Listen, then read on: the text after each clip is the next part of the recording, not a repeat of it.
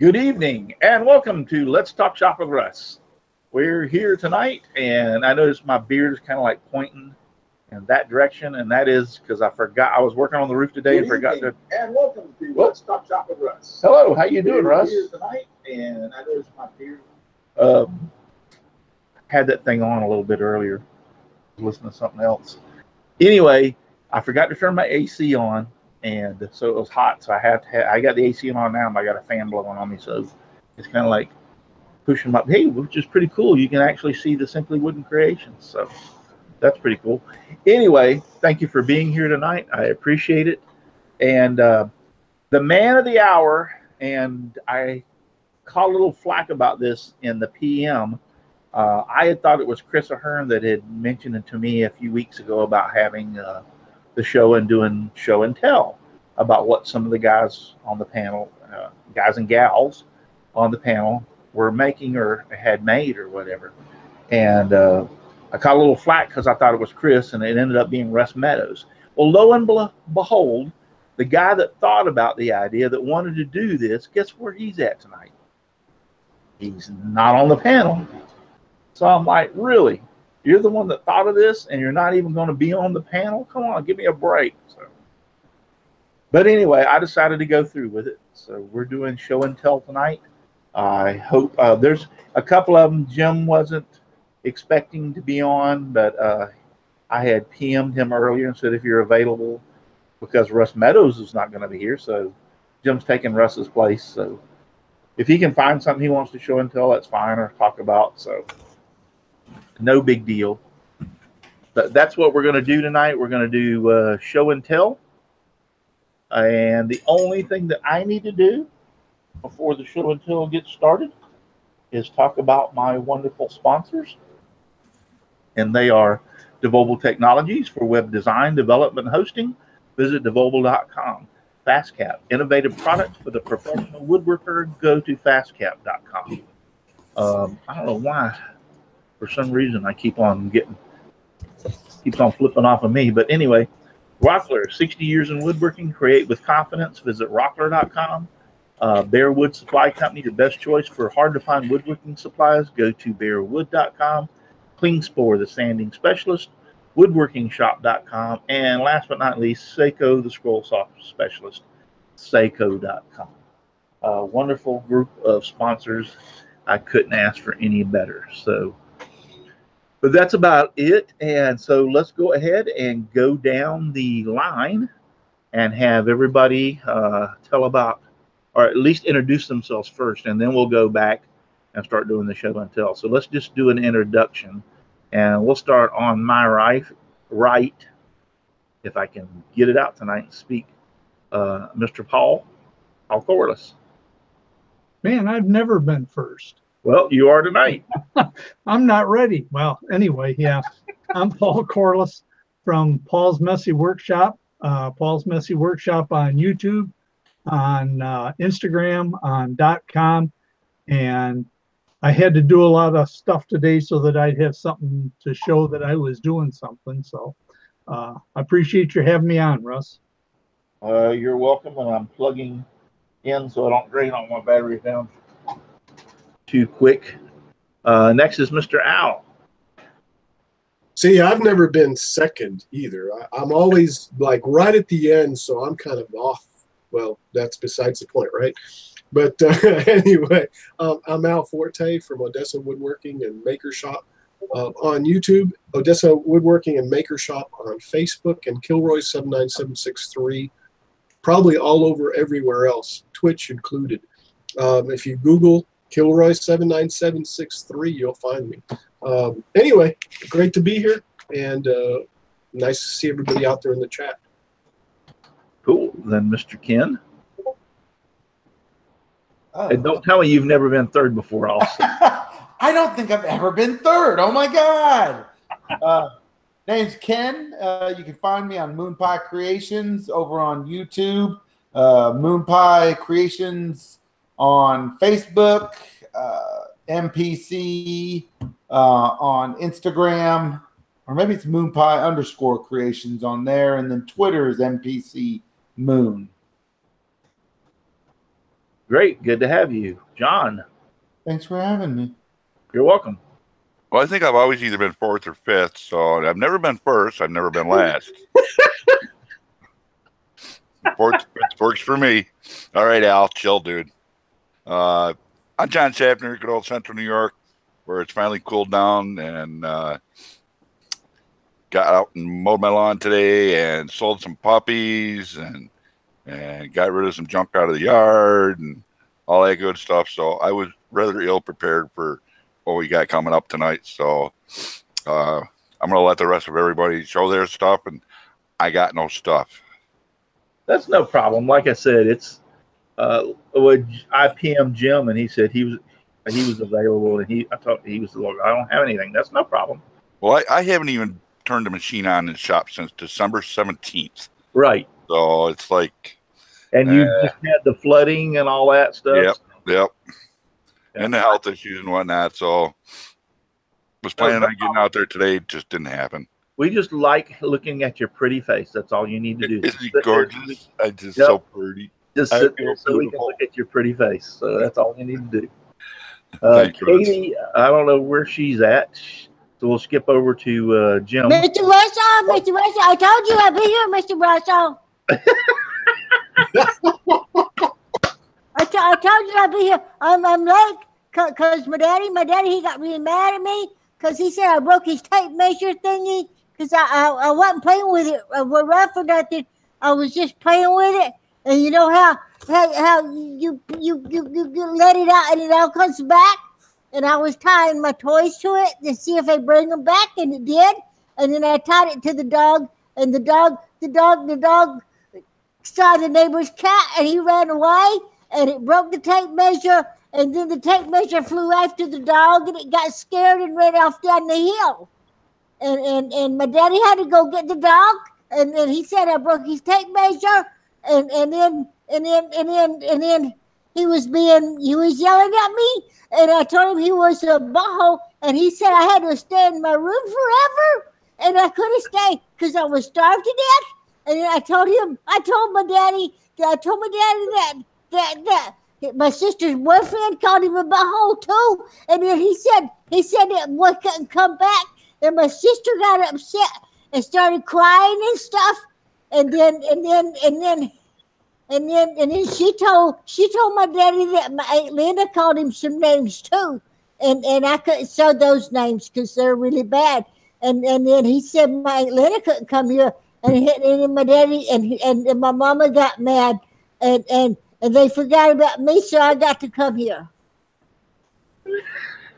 Mr. Russell, are you all right? You're not holding your breath, are you, Mr. Russell? Because my nana said they'll make you dead. I'm crying. I'm laughing. Oh crap! What the hell are you taking, Katie? Whatever you got, okay? I want some of that. She's been out in the sun too long today. 1,000 pounds of hay, folks. That's what that'll do. You sure it was 1,000 pounds of hay or the other hay that you want to call? I don't know, but that horse really liked it. I bet. I'll bet you he's running around the pasture kicking up his heels. Oh God! But I told you I'd be here. I swear I got tears running on my eyes. I've been laughing so hard. Jim, get us out of here! Come on. Can you follow that, Jim? Yeah. Can you do any better than that? I don't even know what to say.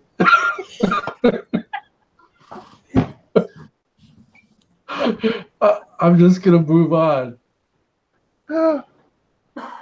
Go ahead, say something. Okay.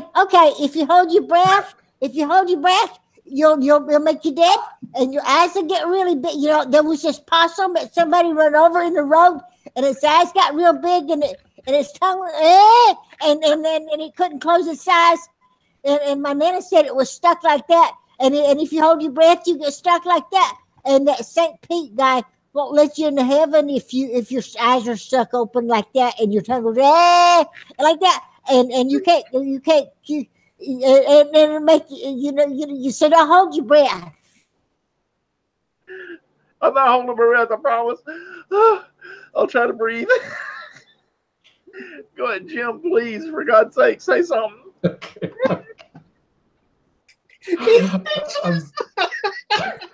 Jim Bashir's from Driveway Workshop. I'm on Twitter and whatever the other ones are that I can't think of right now. As Jim Bashir's. And I do have some stuff on my 3D printer though. I made it before I went down to Florida last week, so it's there waiting to be pushed off. So yeah, I don't know what else to say. That's good. We'll let Donald. I ain't even going to try and top that. My name is Donald Matthews from Donald Vlogifies the Wood Shop. That would be my YouTube channel. My Facebook and Instagram and all that is up there. And I got a website called redneckknowhow.com. And Katie, that hay you're supposed to give to the horses, not roll it up and smoke it. I wasn't smoking nothing because I smoked a cigarette once time because I found it and my mama beat me up. And then she told me I had to stay in my room and I couldn't talk to anybody. And I told her I didn't think that was right because you have to talk and stuff so you can be with people and stuff. You know, and I can't not talk. Chris, sir. Sit down. All right. Okay. All right. If I'm going to have to follow that, you and my agent have to have that. So, hi, guys. Chris here from the Old Cranky Workshop. You find me on Facebook and YouTube. And believe it or not, I was shooting video today. So something will be up soon. Cool. I can't beat that. That's all I got. I don't think anybody can. And then Brenda. Oh my goodness. Well, I can't beat that, but I'm Brenda G at Brenda G's Designs. You'll find me every place on the internet. I'm on YouTube. I'm on Facebook. I'm on, let's see, Twitter, Twitch, Etsy, Patreon, and probably some other ones that I forgot about after all of that. But you'll find me as Brenda G's Designs every place. Yeah, I know. After that, it's like, where the heck can I be found? See, that's when you need to fill out your cheat sheet. You have them all lined up there. And when somebody like her pulls something like this. My name is John, and you can find me on the floor. rolling around and laughing my butt off. All right. So, wow. That's a great start. That's actually one of the probably one of the best starts. I can just imagine her pulling that if we'd had Jimmy DiResta or somebody on the show. Can you imagine that happening? Jimmy DiResta would just said, "Well, hell, you don't need me here." It's like I can imagine that going on. So I wanted to come here last week, but you had that really important guy on, and my mom said I should shut up. Okay. Thank you guys for out there watching, and we've had like 43 people watching, and only got 18 thumbs up. So, Katie, what do we tell those people that there's only 18 thumbs up? What do we tell them, Katie? They need to mash the right button and stuff to make the like thing and stuff, and they should like you because you're Mr. Russell, and I wanted to make a Rompin' Russell room sign. And my sister wouldn't let me have any of her big paper because I told on her boyfriend for calling my daddy names. So you heard it from Katie. If you don't mind, give me a thumbs up. I'd appreciate it. Real. Hi, Russ from Buster Stott, Stott, I believe it is. Hi, Russ from Stott Scroll Saw in Missouri, Missouri. Hi, Buster. Ox in the shops out there. Hello, how's everybody doing? We're all doing great. Actually, I've still got tears coming out of my eyes. So Desert Bum Woodworking is out there in the chat. Ken McCrory, Jeff Robinson, Inspired Woodworks, James Parker, Tom Spillane, Steve French. Man, I haven't seen you. We got to have lunch together. We used to have lunch together all the time, and things have just come in the way between both of us. I know you've had some stuff, but Steve, we got to have lunch together, dude. Michelle Marcoux, thank you for being out there. I appreciate it very much. Becky's Texas Woodshop, Jim Dockrell. Wow, we've got everybody and his neighbor out there tonight. So I appreciate you all being out there so very, very much and being in the chat. So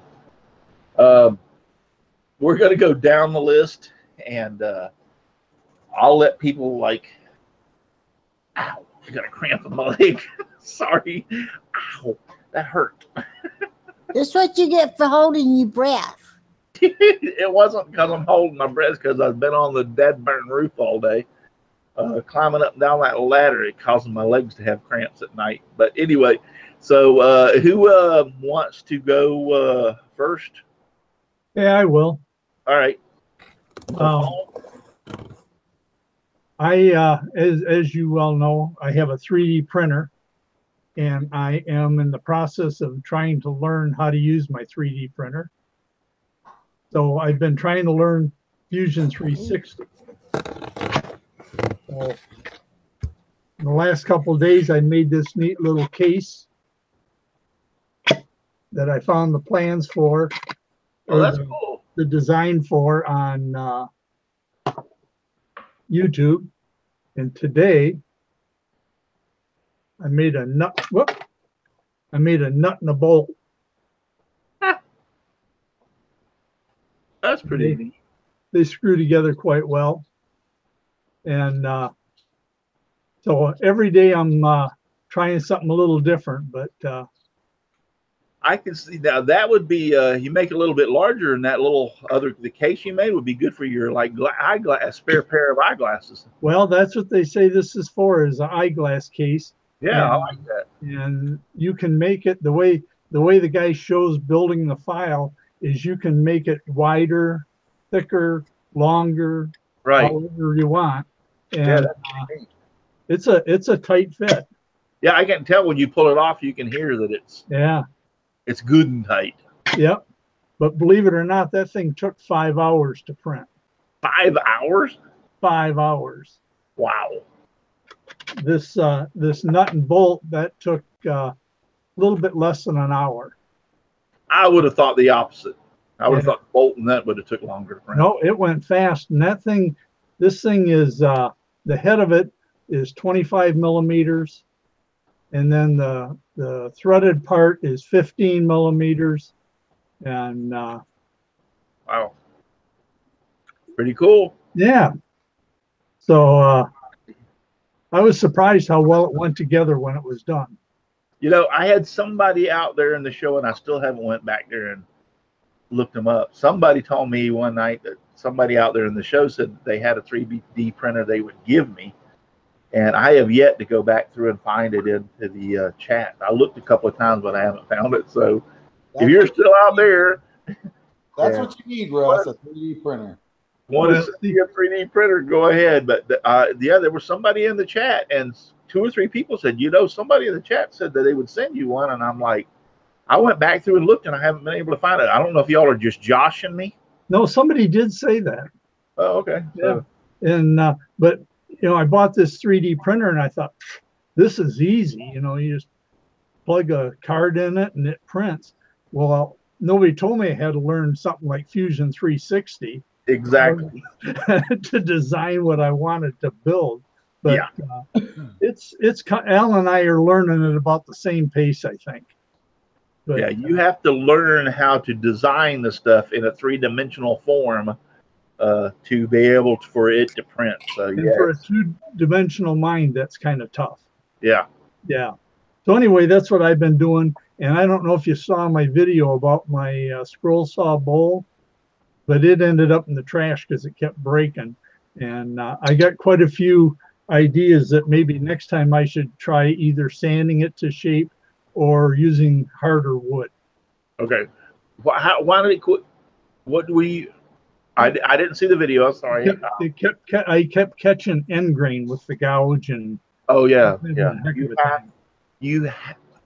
It takes the utmost, especially if you're using like pine or something, the utmost finesse. I mean, you literally have to take minute pieces off at a time with the bowl gouge, because it'll catch in a heartbeat and mess up. Actually, I broke one myself, and then I went back and in some ways I think about it, it's still quicker by using the lathe and doing that, but not a lot, because like I said, you can't take a lot.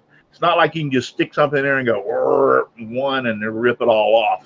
Well, that's when people start that the wood that I made my bowl out of was kind of pithy in the middle, and I think that didn't help any. So, okay. but I'll try it again. Cool. Just using pine, and pine sucks on the lathe. Yeah, I was just wanted to say Robert Crow, a good friend of mine. He's out there in the chat. I just saw him pop up out there. Robert, good to see you. Haven't talked to you in a while. Thank you for being here tonight and watching. He's sent me several bowl blanks and stuff for me to use. All right, so who else? Who's next? Who wants to go next? I'll go next, Russ. Or Al can go. Yeah, I was gonna talk a little bit about fusion and stuff. That might be nice. Yeah, let's let Al go, and then we'll go to Ken. Go ahead, Al. So I've been working on I've got a 3D printer also, and I've been working on making different things with it. Well, one of the things I built, and Paul sent me one that he built that I think was too small or too big, but it's a tripod camera holder, and it's for holding my camera to the tripod, and that way I can just slip it in and not have to take the other one out. Now, that's a really simple thing, but I didn't know where to get one, and worked on that. And as far as Fusion 360, it's very simple. Oops. You're very simple, my butt. Well. I have Fusion 360 on my computer, and I have tried to work with it, and I consider myself pretty smart in some ways, but I feel like a dumb butt when I'm working on that.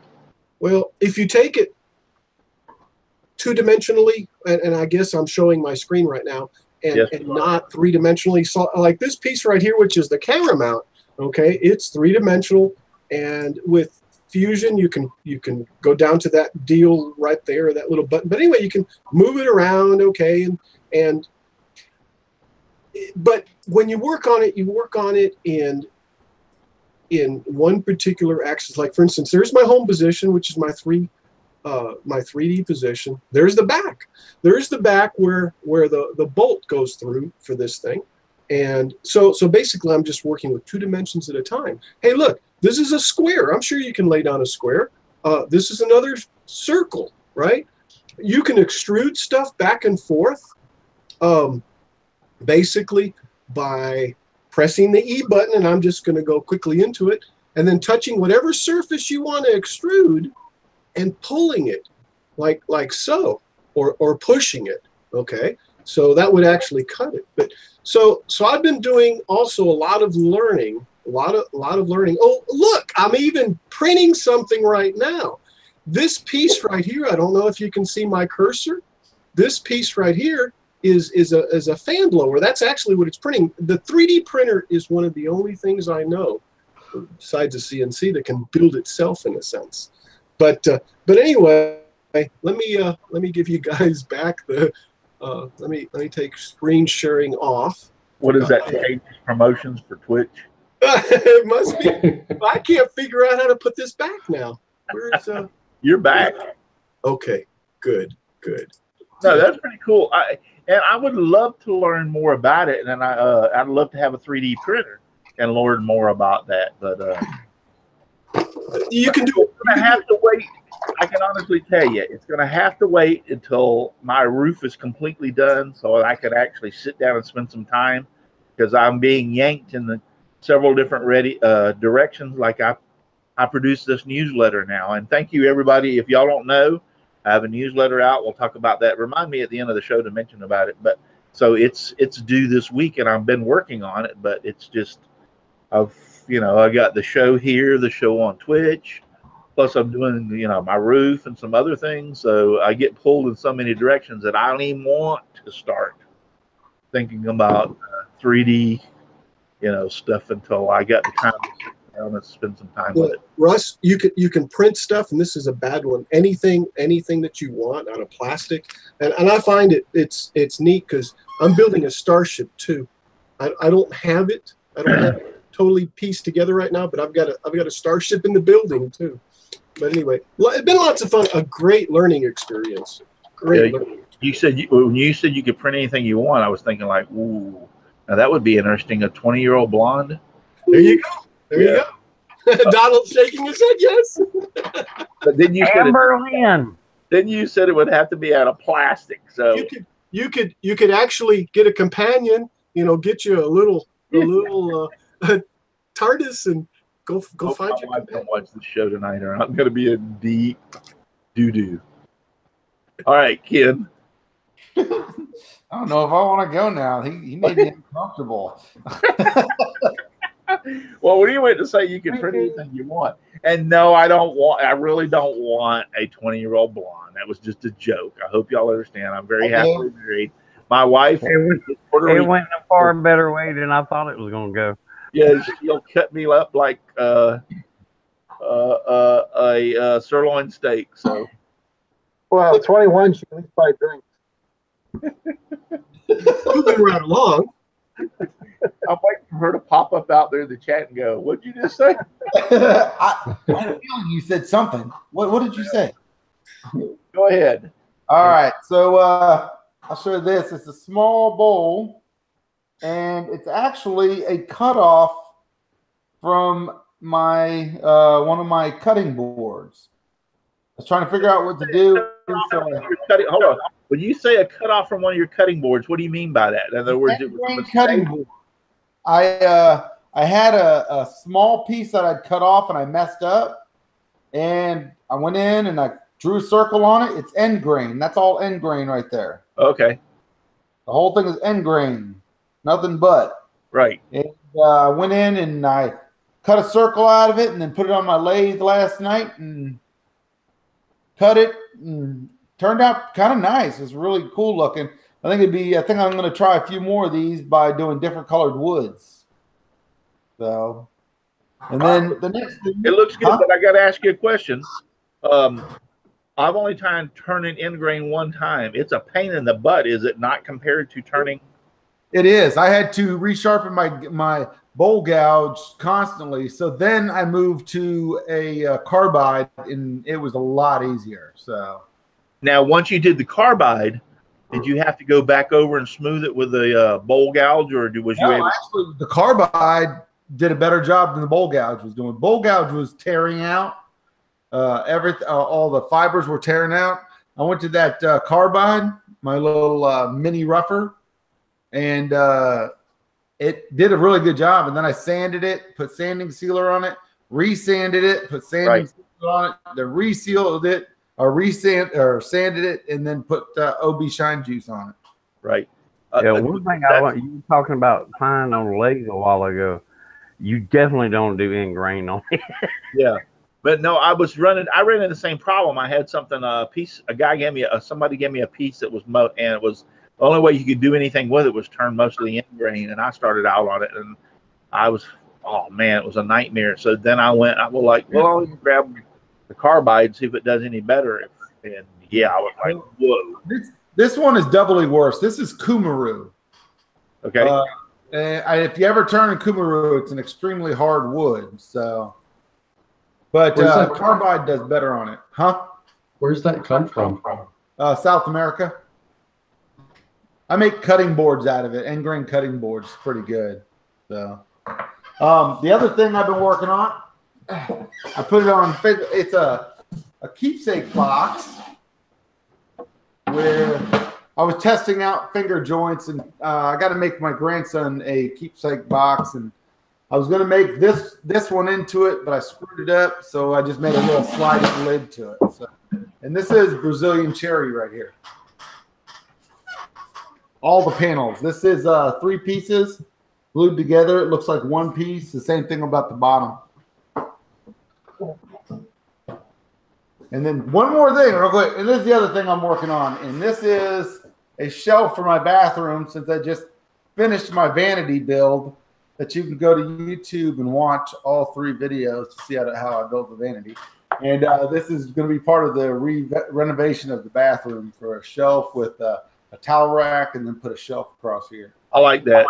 That's basically made out of plumbing parts from like Home Depot, right? Actually, yes, those are from Home Depot, Russ. Believe it or not. I actually took all those. I cleaned them all down with acetone, and well, actually, I used stripper on that. I'm sorry, I used a stripper. You hired a stripper to help you? And I wish I could hire. So I can't afford that. But stripped all. We were just discussing you being on the pole again a while ago, man. I cleaned it all off, and then I brought it outside, and I used some of that hammered finish spray paint on it. And then I put about 10 coats of the super thick poly they have now. It's like a 3 coat for every time you put it on. Yeah. So it won't rust. So it's cool. They look good. Well, thank you. I just want to point out. Let me go back up here after that. Somebody posted a joke. Yeah, we did have a question out there. I know, but I'm going for the joke. Where's it at?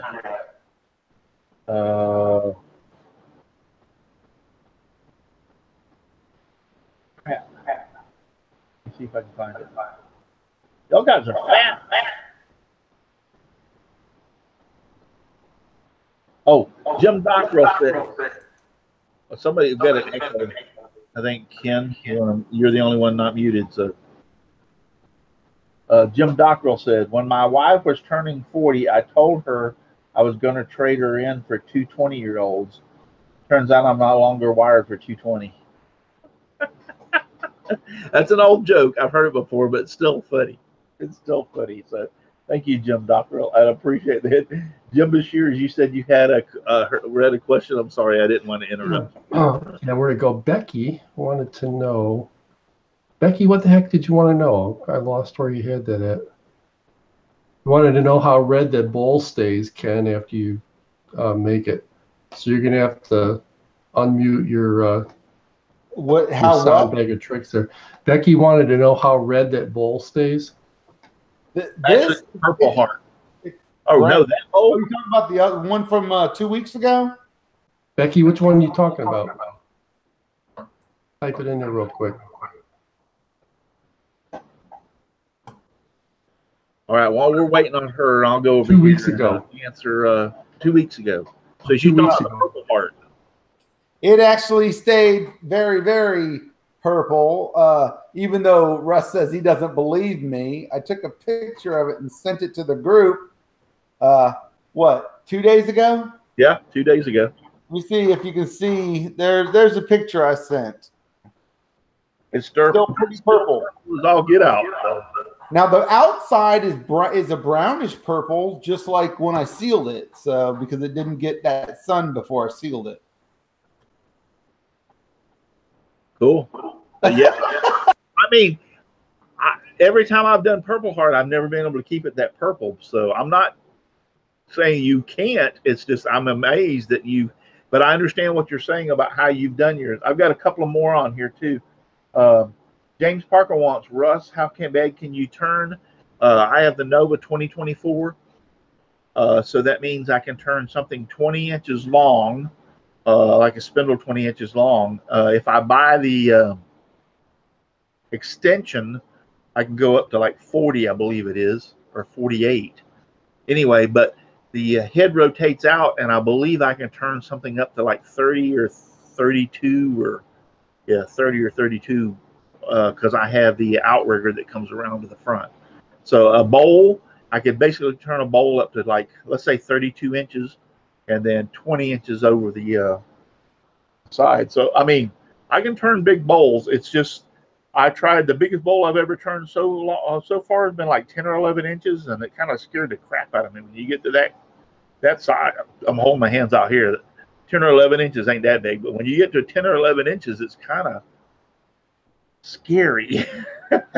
I'm doing a 14-inch cherry bowl right now, and then I have that 12-inch brick wall ball, and that it starts singing to you, and it's terrifying. You think it's going to fly off any minute. When it starts making that high-pitched noise, and I know I'm out and getting it kind of thin, that kind of scares me, because then I know it could go boom up in my face. Another one I got to say, though, is Inspired Woodworks come up with another good one. He said, Jim, you've got to consider yourself lucky. He's talking about Jim Dockrell that said that about being wired for 220. Inspired Woodworks said, Jim, you got to consider yourself lucky when you go dating that you don't end up with a three-phase predicament. That's pretty funny. You have to be electrically inclined in order to understand that. A three-phase predicament? Sorry, I thought it was funny. So anyway, let's go back down to the end of the questions and everything. Okay, we got back down to the end of the questions. I think I'm back there now. Becky's Texas Wood Shop's out there. Okay, so who wants to go next? I'll go.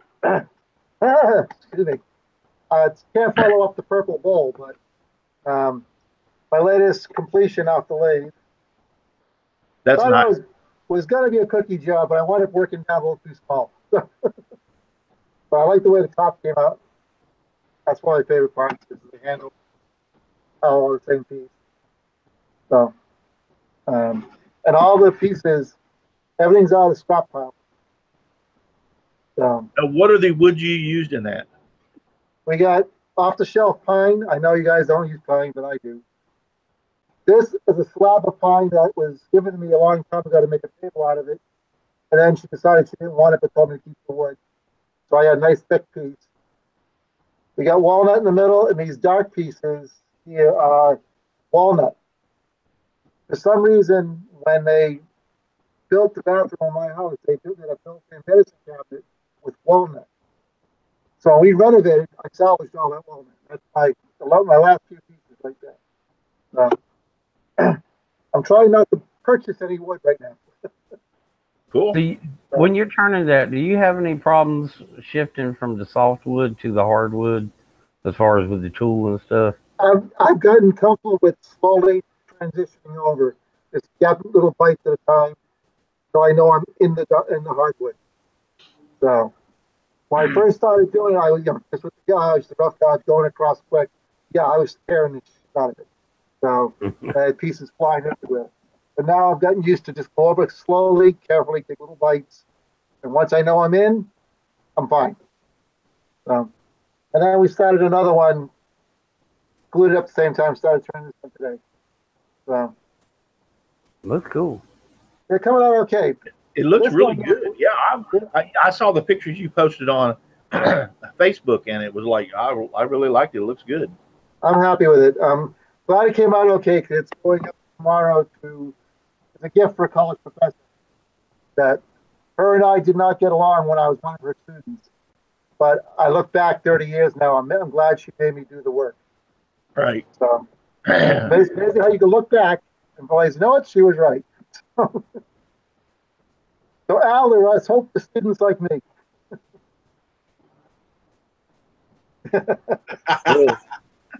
Real quick, I just wanted to say something about Dan Inge from Dan Inge Woodworking. It's actually Dan Ingebrigtsen or Ingebrigtsen. Anyway, his wife has been in the hospital lately, and he's out there in the chat. I just noticed, and she's not. They've almost got her recovered, probably another week on antibiotics drips before she can come home. I read that the other day, Dan, about her being in the hospital. I'm sorry if I haven't said anything or posted anything back to you because I've been so busy. But yeah, I'll continue keeping her in my thoughts and prayers, dude. She's been very sick. So Dan's a loyal follower. He's always out there in the chat, and so sorry to hear about that. So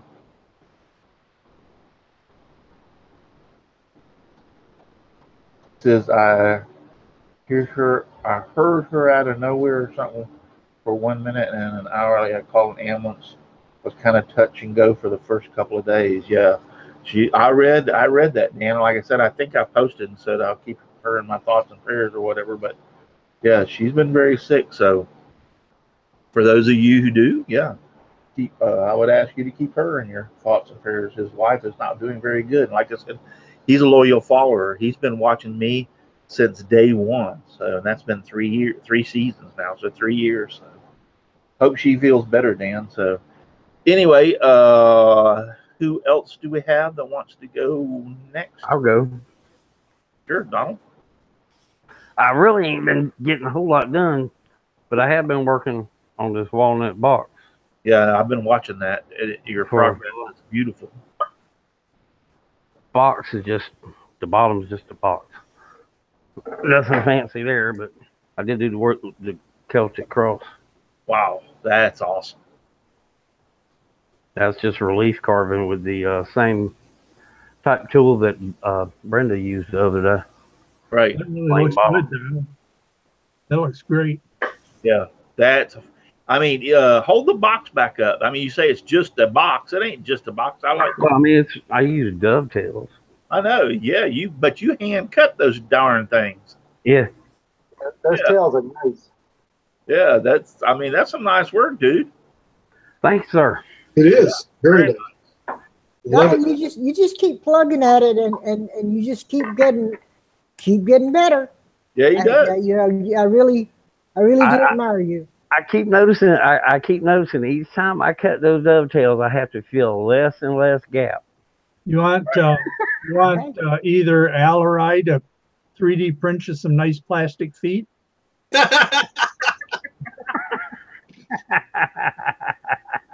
Yeah, I don't know if I got that kind of time, man.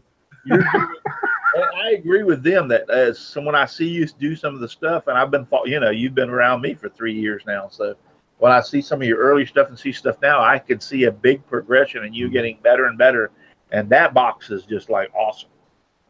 Thank you. I'm hoping the guy that paid me for it is going to think that. You'll love it. I guarantee you. He'll love it. He's a friend of mine, though. Yeah, he'll love it. Hey, Donald, I want to see your newest project. That thing sticking through your ceiling. Yeah, for those who don't follow him, he had a limb come off a tree and go through his roof, and he's got a hole in his shop roof. It made a great waterfall, though. Yeah, we showed the pictures. I'm like, wow, that looked like my house. There Was we that go. a pine limb?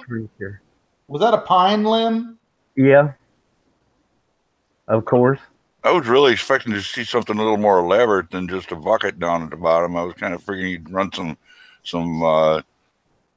something down there and run it outside. Well, there it is. That's what it did. I mean, it didn't get all the way through the ceiling, but it did get through that top part of the roof. It got through far enough. Are you going to take the limb out and dry it and then make something out of it, or? I don't have any plans to.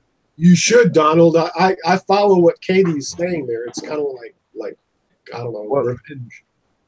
Donald, you could take that limb and make a plug for that hole in your roof. I'm gonna let the landlord take care of that hole in the roof. I got a tarp over it now, and the rest of those on there. I may take a look at that, because it looks like the part that's down right there at the edge is a crotch piece of the limb. So I might try to turn something out of that if I can get it dried up. Amen. Anybody else out there? I made a car. I love that car. That car was awesome. I'll go. I've got 3 things here that I can show. I don't know if I showed this on the show before or not, but this I did out of wood veneer. That's a. No, I don't think you showed it. No. It's a veneer plaque on a 12 by 12 birch board, and then I resined the top of it. It's a quilt pattern that I made. That's pretty. And then I've got a piece that I've been commissioned to make. Now, this is leather mounted on board, and that is engraved, Dreamcatcher engraved on leather. Wow. And then I painted it with dye, ink dye. Now, that when you say engraved, you use that tool that you used that you showed us, Yes, I did. and it carves into leather. That wow, that's nice. Yeah. Hey, So Brenda. just mounted that on wood board. Right. Yeah, I see. Okay. Cool. Have you ever done any leather? I don't know what to call it. Leather work, or where you use like little hammers and not chisels, but whatever they're called. I have, but I prefer to either burn it or to engrave it. I make hair barrettes, and I make these key fobs and different things, bracelets and stuff out of leather. Are those D's burnt on, or Yes, these are burnt. Okay, so they're not stamped and then Yeah. burnt. Or, okay. Yeah, it's quicker to just burn them than it is to be pounding around. You know, I'm arthritic. And it's so much quicker just to heat up a branding iron, you know. And a lot cheaper too. On the type of leather work that Al was talking about, you have to use a vegetable tanned leather. Is that true with what you're doing there with the other? Is it? It doesn't matter with the other leather. You can burn it or you can engrave it. Yeah, I mean this kind of leather. This plaque was just regular tanned leather, and I sueded it.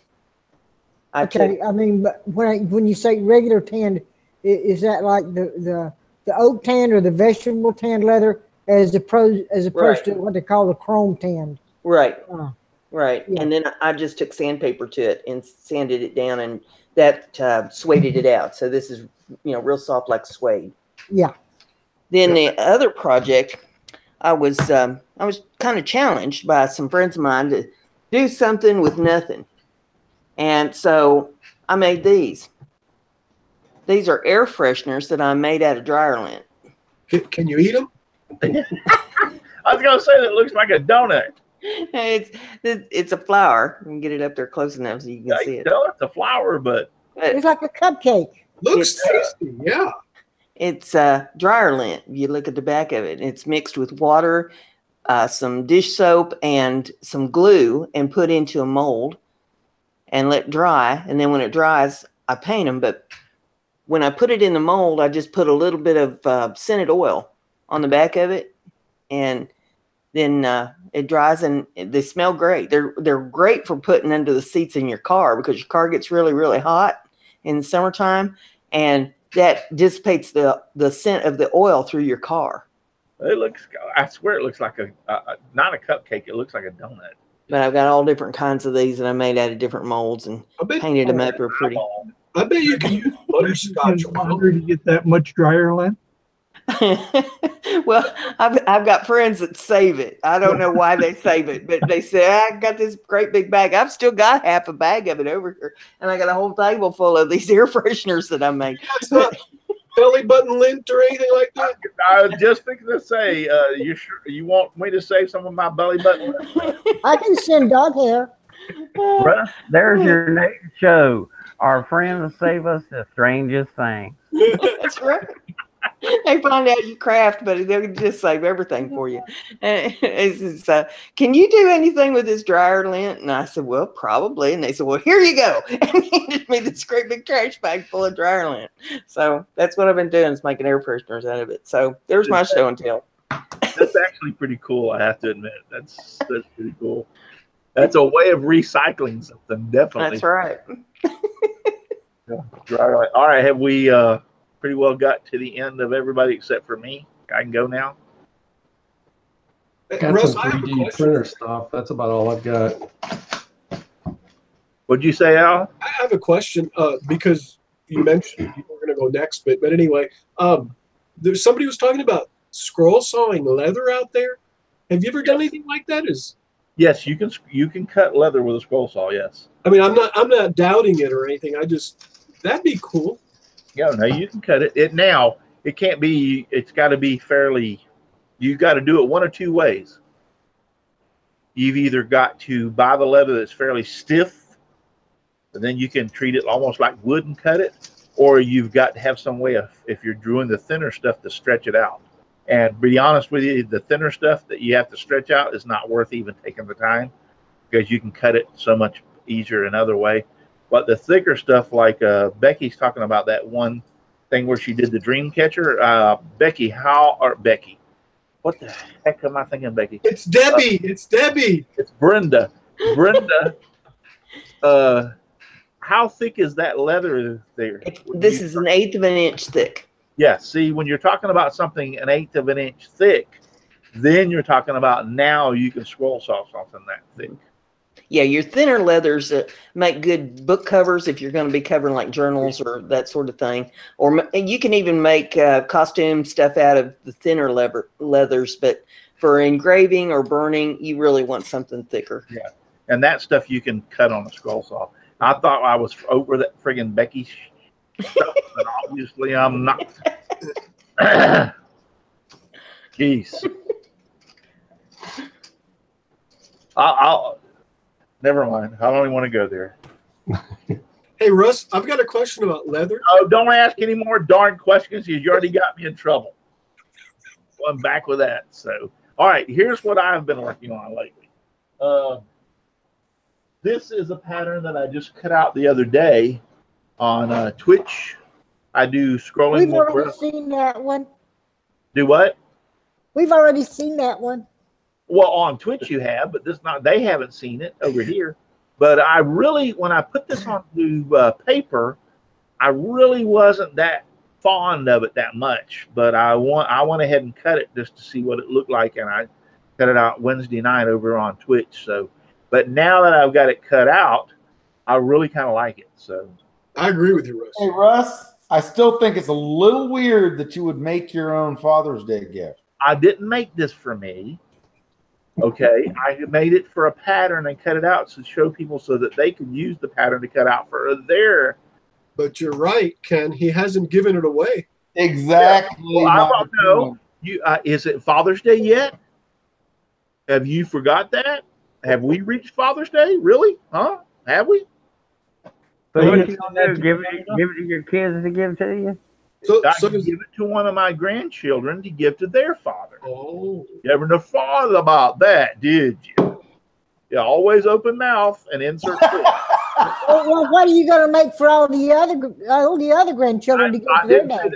Hey, I might cut one out for every one of them. How do you know? Because you haven't got think so. So there you go. Always trying to give me a hassle. So anyway, that pattern. Just trying to keep you out trouble. Create a pattern, and when you go to cut it out, you go like, all right, I'm going to like this before I even cut it out. But there's certain patterns you make, and you go, I don't think this is going to be that great. So this is one of those that I didn't think would look that great, but after I got it cut out, I actually like it. So that's I like it too, Russ. It looks a lot better now than it did the other day. Yeah. So another thing that I cut out for my wife for Mother's Day, and she knows I've been busy, so she's not angry at me. But I've got to still finish it and frame it. Is this? This was for my wife for Mother's Day. I've got to finish it up and frame it. And like I said, she knows I've been busy, and she hasn't even questioned. I've shown her this part, but I told her I'd frame it and make it and hang so we can hang on the wall. So that was also another pattern that I made, and we cut out over on Twitch. And now this pattern I liked when I first cut it out. I want to make a nice frame for it. I'll end up probably doing like, I love golden oak on Baltic birch plywood. I just love the way it. Another cramp in the leg. Sorry. Got to straighten it out. I love the look of golden oak on Baltic birch plywood. Then I'll make a darker frame for it and then put something probably red behind it to make it look really good. But I did this before Mother's Day over there on Twitch. So that one I really liked, like I said. And then the last but not least thing I've been working on is this bowl. I bought this blank actually at the Tampa Woodworking Show, which was back in that'd be January, February. Yeah, back at the Tampa Woodworking Show. So that's when I bought this blank, and they told me it was, not ready to cut. I needed to give it a couple of months. So January, February, here it is. We're right at June because I just started working on it this week. It rained and rained the first 2 or 3 days of this week, and so I just said, "The heck with it! I'm getting out in the shop and playing around." I'm not. I had some other things before to do, but I like this shape. That's a little different, and I love the grain color. I believe this is walnut, but I love the grain color in this, and that's the inside. This is pretty much the inside's pretty well finished as far as what I'm going to cut out on it. So the grain's going to be really nice in there if you can see it. I'm going to do. I'm going to flatten out the surface, and I want to make a lid for this, which I have not got yet because all the wood that this is 8 inches across, so I need something about 9 inches to be able to turn it down to get it, or a little over 8 inches at least. Be able to turn it down to make a lid for this. I want a contrasting color, so I'm thinking about a maple, something light colored, which will go along with the light colors in this. So I think maple would look good for the top of this with the light colors on that. So I'll probably end up having to go and buy. I don't have anything. I could glue a couple of pieces together. I don't want to do that. I'll just wait and run probably sometime this week over to the. I have a woodworking place where I buy my wood. They sell bowl blanks themselves in all different sizes. It's a full-blown wood place. All rough cut lumber, very good prices. They're only like 15, 20 minutes for me. So I'll run over there and pick out something for the lid for this because I really want to turn it up nice. I thought about doing kind of, Chris, I thought about doing the lid kind of like the way you did yours for the top of this. Yeah. Go back around. Yeah. That's exactly what I think I'm going to go towards the lid on this. I like that. I really like that. I'm not good enough to start this fennel stuff on top. Yeah. That looks like something more, when I'm talking about the fennel, how they do the top that's really, really comes to a peak, then it has that little thing that spikes way up. Finial? Yeah, the finials. Yeah, the finials. I don't even do those. I don't think I have a touch for those. I tried it 2 or 3 times and broke them each time. Yeah, I've been going to playing with this one along the idea of what Chris did on here. Let me hold that back up there, Chris, so I can see it. That's another one I've been playing with. Yeah. See, something, between, I like the first one you held up better. Yeah, something along the line of that one. Yeah, something along the line of that is what I want to create for the top of this and make it out of some nice maple. I think that'll look really, really, really good. But yeah, I believe this is walnut. It's pretty much, like I said, the inside's pretty well to the point. The thickness right here is about 3/8 of an inch. I thought about running it down a little bit closer, 3/8 here on the side. But I thought it was pretty well dry. Once I got into it, it was a little green down here in the heart of the center in here. So the only thing that I was kind of like shocked was, and Ken, you've turned more than I have, is it actually has some. Now this was in the wood when I turned it down right off the bat, but little like cracking lines in it. Does that mean that it was green when a little too green? I should have waited a little bit longer. See the little cracking lines? Where did he go?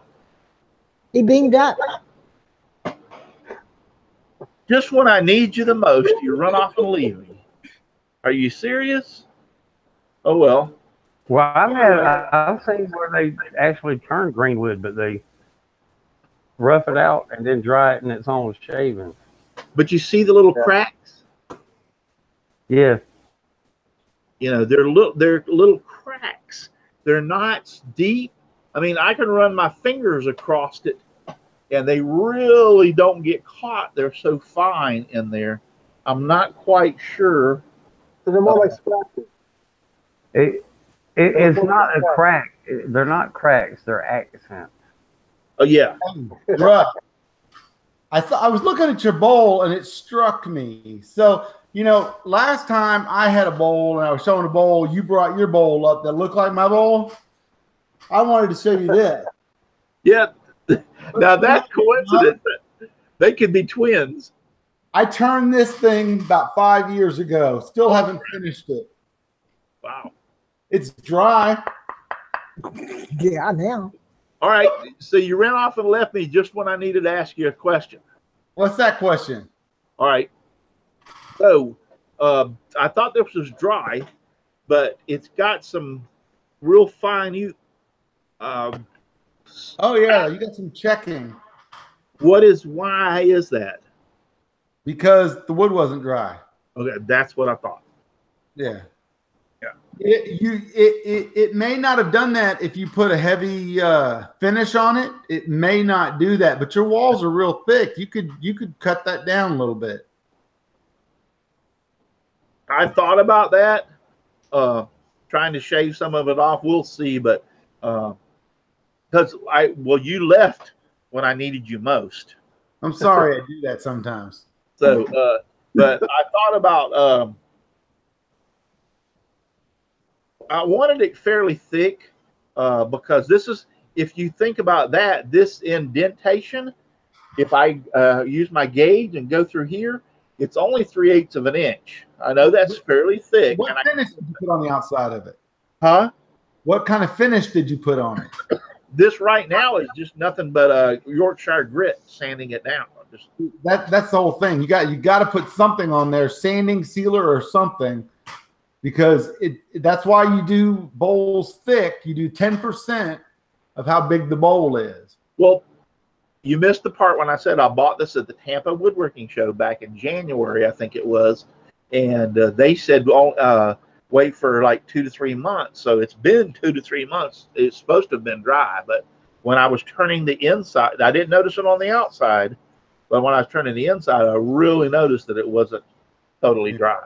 And then when I got back, what I'm saying though is no matter if it's green or not, you got to put a finish on it, because even some of mine that have been sitting in here, I got a paper tree blank out there that I'm doing for Advantage Hardwood and Lumber. I'm doing a review on it for them, and I had to put some sanding sealer on it just because I didn't want it to crack and stuff like that. So right, okay.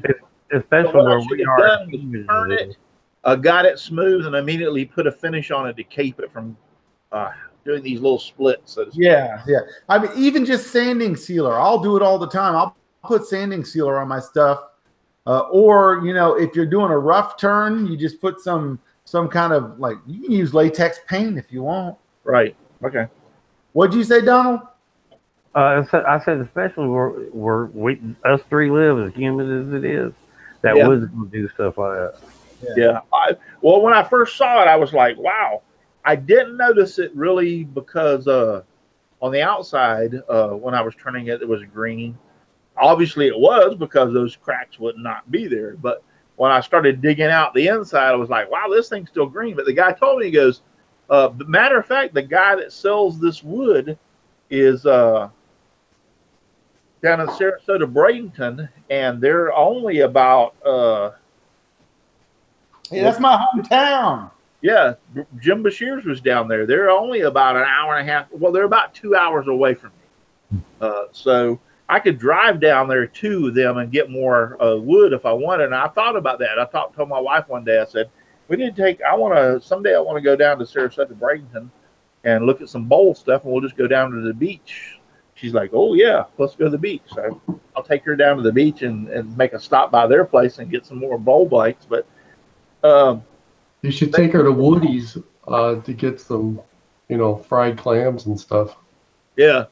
I told, when he told me, he said, let this bowl sit. He had sealed it. It was a bowl blank crown. He said, let it sit for 2 to 3 months, which if I bought it in January, February, March, April, May, it should have been dry. Well, it's not. It obviously wasn't. By the way, Russ, Sell the moisture meters there at the blue store. Good plug there, Donald. By the way, Russ, Chris Nealon just gave you Thank you, Chris. An Atlantic River Woodcrafting with Chris Nealon. Look what he said. Look what he said. The reason he did it. I paid for being late. So you now have a late fee. Wow, late fees. That's just like a credit card. Yeah, I appreciate that very much. Now, before I get away from here, I want to show you one more thing. I think I can reach it without having to unplug, so to speak. Is I bought, when I was there at the Tampa Woodworking Show, I bought this stuff that this guy highly recommended, and I haven't used it as of yet because I got to get some green bowl blanks, or make some bowl blanks up that are green and paint it. But he said put this stuff on them, and this works better than anything. And he said in the Florida weather, once again, they can sit 2-3 months. Well, he's the guy that told me this one would be done in 2-3 months, and it wasn't. But apparently, this is what he used on this. So, Russ, real quick to defend what he said. The bowl blank is ready to turn. As soon as you got it, it was ready to turn. That always turn it immediately, and then it'll dry a lot quicker. All right, so this is the green blank, and they're going to tell you that it hasn't been kiln dried and it's ready in 2 to 3 months. There's no way. Yeah, this is the stuff I purchased and they recommended. I don't know if y'all ever heard of this before.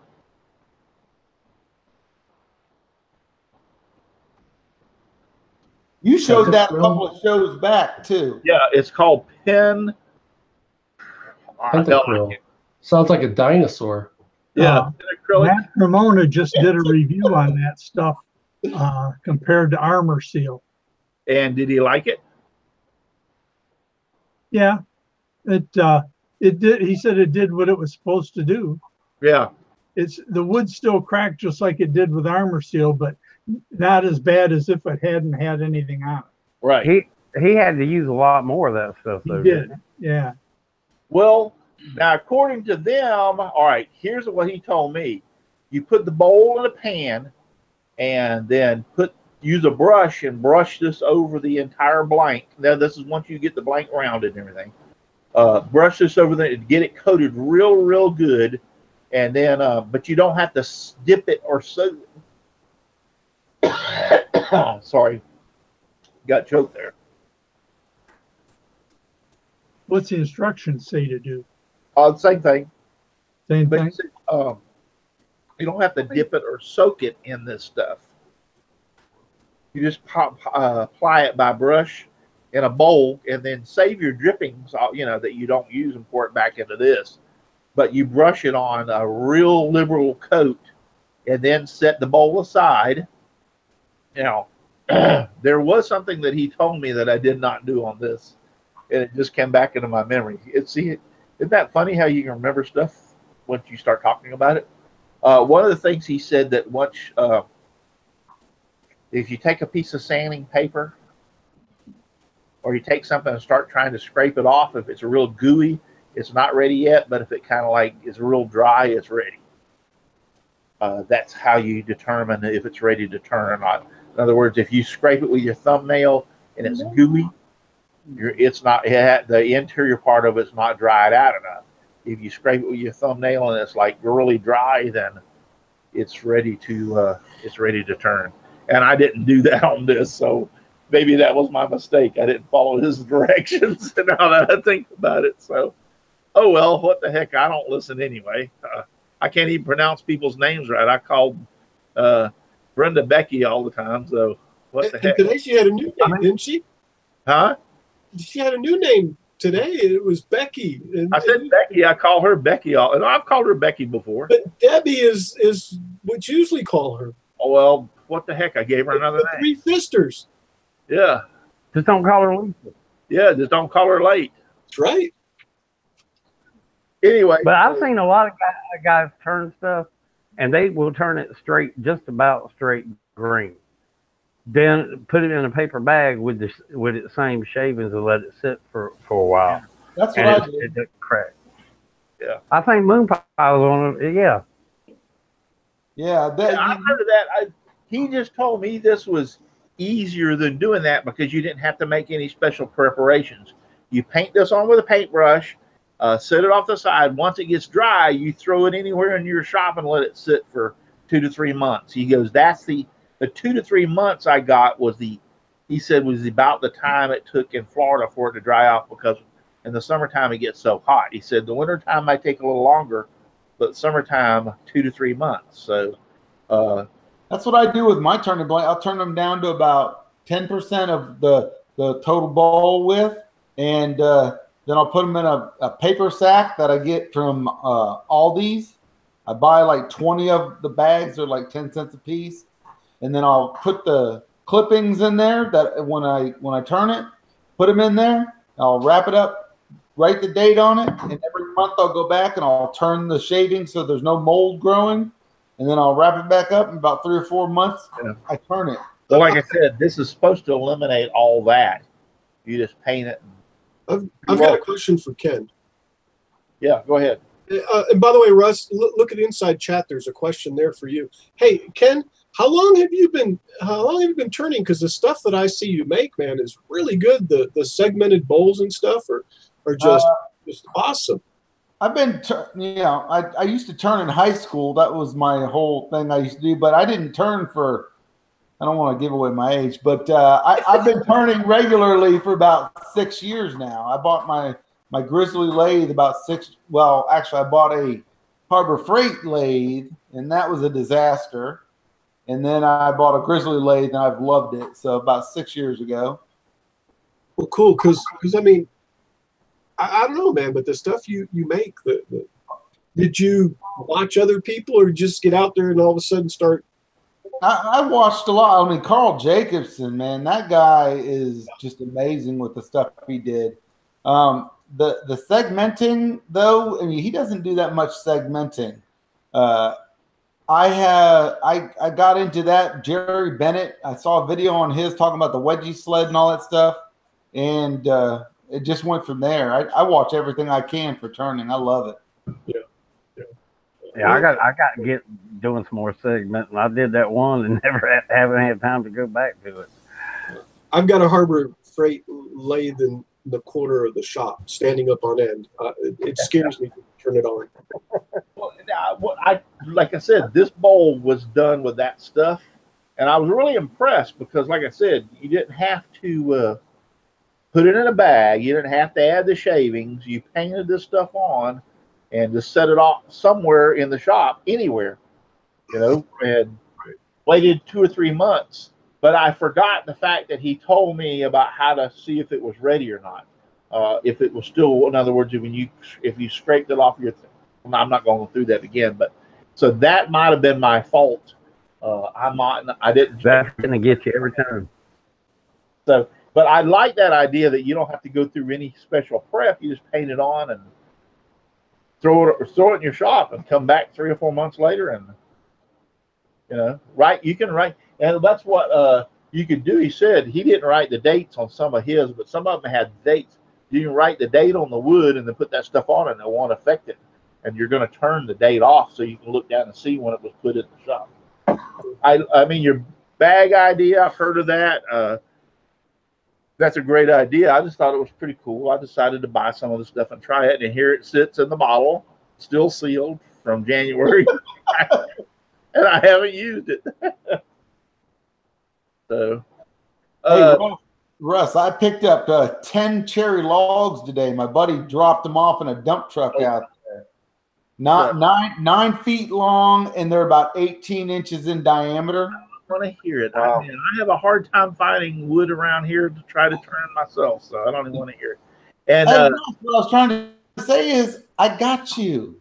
Oh, okay, cool. Thank you. I appreciate it. He's got an 8-foot piece for you, Russ. Just pick it up. Put it in my wife's Camaro. Throw it in the Camaro and you got it. Like Frank from Franklin Woodworks helped me out cutting that thing up. Dave Hart, no, I've been so busy I haven't picked the winner yet for the Clamp It kit for Katie was on the show. What I'm going to do, Katie threw a fit and said I shouldn't announce it on the Let's Talk Shop with Russ show. She was like, "You're going to share it with them?" And I'm like, "No, it was just for y'all. So I'll announce the winner for the Clamp It kit from the Twitch show this Wednesday. Blame it on Berkey. I mean, Katie. Katie. I said something in the when I said something about it on the show. I was like, "Oh, I'll announce it Saturday night." And she goes, "You're gonna announce it in front of all of them?" And I'm like, "Them, ooh, yeah, them." There's a separation between the people that watch me on Twitch, the people who watch me on Let's Absolutely. There is. So Wednesday night, I'll announce the winner of that. I've already picked out the winner, and I know who it is, but I'll announce it on Wednesday night. So when I say I've been so busy, I forgot to write it down. I was like, I went through the thing. It's in my house in the office. It's not out here with me. So. We'll go get it. Story. No, that's all right. I'll just. Katie would just throw a fit. We'll wait while you go get it. Katie might back up and break things. I can bring little Katie back. Buster Stott said, "Good ideas. Put it in the microwave." Yeah, that's a good. I did that with a. I had the piece of walnut that I was turning for my wife for the vase that I made her for Mother's Day last year, and it was not ready. And I actually I just bored a hole through it with all my lathe with a Forstner bit, and so I could get it hollow, and stuck that piece in the microwave. And I kept weighing it and go in there, turn it on, then I'd weigh it, go in there, turn it on, I weigh it until it quit losing weight. So that means pretty much the moisture's evaporated out of it. I did that for 2 days, and I didn't push it. I'd do it like for a minute, just let it sit there, come back for a minute after a while. Anyway, I did this back and forth for 2 days, and it dried that walnut out so pretty. It did not crack or split or anything. And I was able to turn the vase for her for Mother's Day, and she still has it. It hadn't split or anything or fell apart. She's still using it. So I did the microwave thing, and I like that microwave thing. So you know about that, right, Ken? Yeah. I haven't done that. I just usually put it to the side because I've got so many that I've already done before I even thought about the microwave. But I've heard good things about it. So yeah, when I started turning it, I found out this piece of walnut was more green than what I thought it was, and I was wanting to get this turned for her for Mother's Day. So I said, okay, I'm going to go ahead and bore a hole down the center of it, a smaller hole with a Forstner bit, and take out the center part so that it can have evaporation inside and out. You know what I'm saying? And I did that, and then stuck it in the microwave. I'd go in there, put it on for like 2 or 3 minutes, walk away, work. The next time I walk through the kitchen, oh, the walnut's in there. 3 minutes, walk away. Just kept doing that on and off for 3 days. Well, I weighed it in the very beginning to see how much it weighed, and then after the first day, I weighed it again. And then the next day, when I started doing all that stuff, I kept weighing it during the day, because I was told once it quits losing weight, it's dry. And I did that, and it started to the point that it wasn't losing any more weight. Went out there and turned that vase for her for Mother's Day and gave it to her, and it's beautiful, and it didn't crack, it didn't do nothing. It turned out perfect. So. Hey, can I throw something out there? Sure, no problem. Who's echoing here? Hey, make sure you throw it in their direction and not mine. Well, Ken might be able to answer. Okay. The bandsaw that I've got's got a really small opening for it. So when I'm trying to round out bowl blanks, I can't really make anything that has any height to it. So what do you guys use if you can't use a bandsaw to make a bowl blank with? Chainsaw. Yeah, chainsaw. Okay, no, I got one. I got an electric one, but that's what I do. I just cut it off. It doesn't have to be a perfect circle. You just round it enough that it's not warped and doesn't make your lathe do this. Right. You don't want a rectangle or a square. You want to try to give it a small. Okay.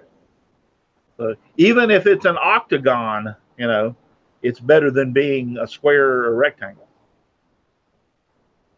So they get, and I know these guys that stick it on there and go with their rougher and grind them down and turn in a square, and I'm looking at them going like, Dude, do you realize how easy that would be if you just put it on your bandsaw and ran it around real quick? And Hey, Russ. yes, I got a few of those blades you talked about from sawblades.com, the hardback ones. yes.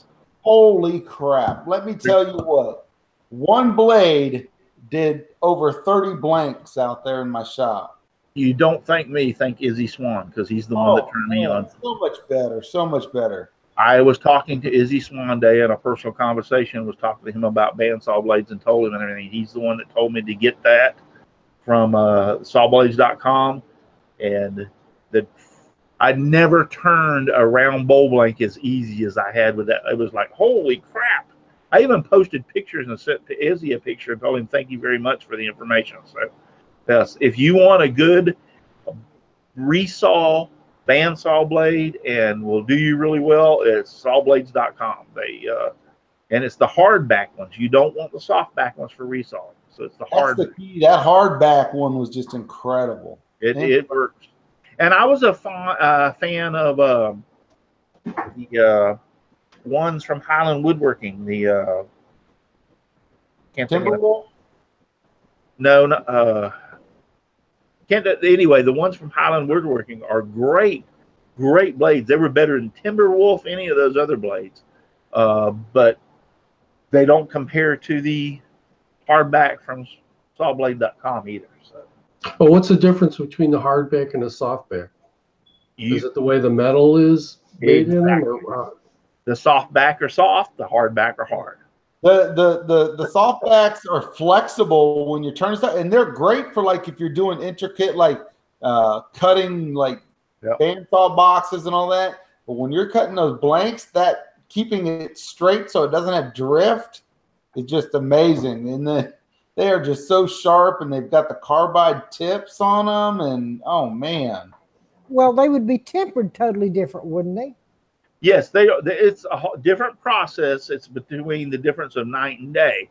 Softback blades are softback, and like he said, when you use them for resaw blades, they're okay in a way, but like I wished I could think of the name of the one from Highland Woodworking, but Wood slicer. Wood slicer. Tom's wood slicer. There you go. Yeah, Tommy put it in there. Wood slicer. Wood slicer. Those were the most fantastic blades I'd ever met in my life, and I was like, wow, I've fallen in love. They were better than Timberwolf, anybody else, but I still had problems when I was resawing that they wanted to wander a little bit. And then I got into a conversation with Izzy Swan, one day about that, and we were talking about it, and he goes, well, the problem is the wood slicer blades are softback blades. And I'm like, okay, what the heck are you talking about? Explain this to me. And then he went on, well, there's a hardback blade, which is a stiffer blade, and there's a softback blade. And I can't explain it to you now, but go and look it up. But he explained it to me, and I was like, wow, really? And he goes, try the hardback blades from sawblade.com and order it for your saw, and I can resaw with that, and I guarantee you, once you resaw with it, you'll go like, wow, and then you won't have that wandering problem either. I ordered a blade from sawblade.com, put it on my bandsaw, and I had never been able to take a bowl blank, a square, or whatever you want, a piece of wood, and just being able to just sit there and just spin it around on my. I made my own a jig to cut a circle, so to speak, and just spin it around. So I used to have to cut a little bit and stop, and it'd wander and go back, and do all that. I sit there and just went, and boom, it was cut. And like, I even took a video of it and sent it to him. I'm like, look how easy this is. And he goes, well, that's the difference between the hardback and the softback. So he made me a believer on the sawblades.com and the hardback. All right, guys, I haven't even checked the time. Heck, we're almost at 9:30. Geez, where's time flies when you're having fun. Thank you we still got like almost 30 people watching us right now, 27. So thank you very much. I appreciate you being out there in the chat. Everybody that's been out there, James Parker. James says he's turned square blanks before. I have too, and it's a pain in the butt. I just rather around them if I can on a bandsaw. It makes it so much easier. Trust me. Well, But I've got that big Harbor Freight lathe, and I like it, but I'm not like Carl Jacobson or Ken. Yeah, But I exactly. and you guys make me afraid of it every time. Every time I talk to you, you're like, oh, that Harbor Freight lathe that's going to run it all the way across your shop if you're not. No. Well, Jim, I'll tell you one thing. Don't use it the way Al does. Standing on its end in the corner is not the way. Okay, let me write that down, Chris. Jim, let me tell you, that Harbor Freight lathe that you have is actually rated a very, very good lathe. Yeah. And there's a lot of people that start off with that and use that lathe. I think Braxton, have you ever heard of Braxton Wordland? Oh, God, yeah, I like Oh, yeah. Braxton a lot. Yep. He had a Harbor Freight lathe for years and used it. Okay. So it's not a bad, and I'm not going to say he has still got it, but I know he used it for years. He even painted it an orange color so that people wouldn't know it was a Harbor Freight lathe. He put a jet label on it too. Yeah, Did he he put really? like a jet I label could on try it. that. So, Maybe Hey, it'll work Sterling better if I Basin put a jet one. label on it. so my point is, though, that's not a bad lathe. Not a bad lathe at all. So don't be afraid of that lathe in any way, shape, or form. So it's Depends on which one you got. Mine caught fire. And then the my next car one on fire, burnt the house down, and all the kids and the wife and everything. Ken, I got the one that hasn't caught on fire yet. Okay, I had the freestanding one. Yep, that's mine. You know, and when I went back and I got another one, the motor died on it, and then I went back for another one, and it had cracks in the bed. So I finally told them to just give me my money back. So Harbor Freight has a good warranty, but here's the thing people don't know about their warranty. It's a one-time replacement. If you want to continue that warranty, you have to buy an entire warranty again if you're outside of 30 days. Think about that. So, Yeah. But Anyway, on the other hand, Ken, I've seen some of the stuff you tried to turn on that lathe. yeah. Say, I'll tell you what, it caught fire and for good reason. Okay, I'm not saying it's a bad lathe, but I realize I'm very abusive to my tools. He over abused that lathe.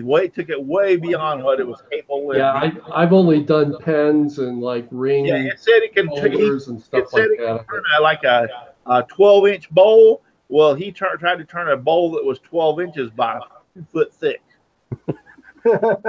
It's that That's same. how I ruined my grizzly bearings because I did a huge bowl and I didn't bring the tailstock up. Yeah. But See, there it goes. He abused the tool. So I do. we got to get out of here. It's time to go. So thank you all, James Parker. Yeah, I've turned square stuff. I just find that when you're turning it to be annoying. I'd rather make it round as I can get it to make that not happen. So, but and trust me, I'm a newbie on turning. But anyway, Portal Woodworks just joined us. He says, I made it at the end of the show. Yeah, you did. You finally made it in here at the end. So Isn't there a $10 charge? Late charge? yeah, I thought so. Yeah. we got to start charging these people for being late. You got to pay $10 for being late out there. Okay. So anyway, we're going to call it a night. Thank you very much for watching. All y'all have been out there in chat. I mentioned a bunch of you before. James Parker still hanging on. Chris Nealon's still out there. Becky's Texas Woodshop still out there. Thank you, Tom Spillane. He's still out there. Thank you for being there very much. Thank you, Brenda. And I didn't call you Becky or Debbie. So thank you, Brenda. Thank you, Chris, Donald, Jim, Katie, John, Ken, Al, and Paul for being on here tonight. Man, I don't know why I've got such a scratchy throat. It's from holding your breath. Yeah, there's only one thing we need to do, and that is Sing when it, the Russ. sun. Nope, that's the wrong one. That's the one for Twitch. Wrong tune. Rerun. Back it up. Back it up. I almost did the one for Twitch. All right. Sing it, Russ. What? Sing it, Russ. Yeah. Let me think about it. It's just give me sawdust, lots of sawdust all around me. Quit laughing. All around me and everywhere.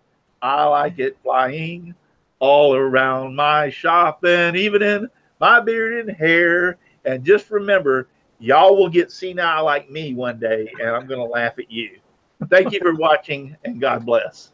Yeah. Bye-bye, folks. All right, Bye. everybody. Bye, everybody. You're allowed to go home, but you cannot stay here. Please come again. That's for sure. Good night.